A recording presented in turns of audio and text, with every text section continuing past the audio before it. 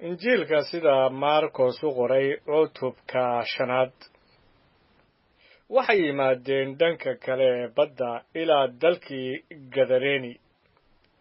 goortuu doonidii ka degay kolkiiba waxaa la kulmay nin xabaalaha ka soo baxay oo jinni wasakh qaba. isagu xabaalaha ayuu dhex fadhiyi jiray oo nina xataa silsilad kuma xidhi kari jirin.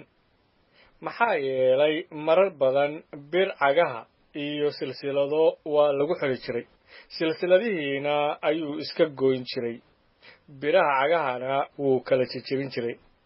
ninna wuu ka adkaan kari waayey. weligiisba habeen iyo maalin ayuu buuraha iyo xabaalaha joogi jiray isagoo qaylinaya oo dhagaxyana isku jarjaraya. laakiin goortuu ciise meel fog ka arkay ayuu ku soo orday oo u sujuuday. markaasuu cod weyn ku qayliyo ku yidhi, maxaa inoo dhexeeya ciisow, adigoo ah wiilka ilaaha sarow? ilaah baan kugu dhaarinayaa ee haysilcin.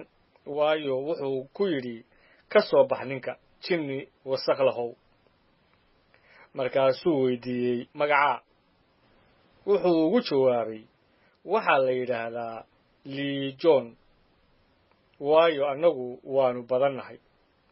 aad buuna uga bariyey inaanu dalka ka eryin. buurta sinteeda waxaa joogay daaqsin weyn oo doofaarra ah oo daaqaysa. jinniyadii oo dhan ayaa baryey oo waxay ku yidhaahdeen, noo dir doofaarrada inaanu galno. kolkiiba ciise baa u fasaxay. markaasaa jinniyadii wasakhda lahayd baxeen oo waxay galeen doofaarrada, daaqsintiina jarka hoos bay uga yaacday ilaa baddayna ku baktiyeen.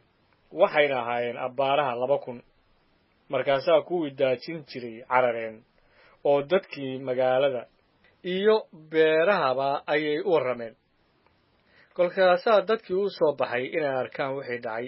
markaasay u yimaadeen ciise oo waxay arkeen jinnoolihii isagoo fadhiya oo dhar sita oo miyir qaba, wayna baqeen. kolkaasaa kuwii arkay waxay u sheegeen sidii ay u dhacday jinnoolihii iyo warkii doofaarrada.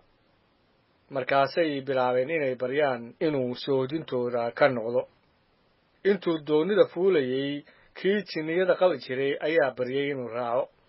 ciisese uma fasixin, laakiin wuxuu ku yidhi, gurigaaga iyo dadkaaga u tag oo u sheeg waxa weyn ee rabbigu kuu sameeyey iyo siduu kuugu naxariistay.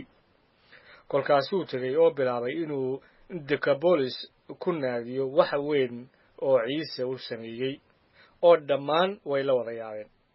markii ciise haddana dhanka kale doonida ugu gudbay ayaa dad fara badan u soo ururay, isaguna badda agteeda ayuu joogay. waxaa u yimid taliyayaasha sunagoga midkood ee Yayros la odhan jiray, oo markuu arkay cagihiisa ayuu isku riday oo aad buu u baryey oo ku yidhi, gabadhaydii yarayd waa sakaraad. waan ku baryayaa, kaalay oo gacmahaaga saar inay bogsato oo noolaato. markaasaa ciise raacay. dad fara badanna waa la socday, wayna cidhiidhiyeen. waxaa jiray naag 12 sannadood dhiig bixid qabtay. silac badanna ayay dhakhtarro badan ka heshay, oo wixii ay lahayd oo dhanna ayay ku bixisay, mana roonaanin, laakiinse way ka sii dartay. markay ciise warkiisa maqashay ayay dadkii soo dhex martay oo dhabarkiisa timi.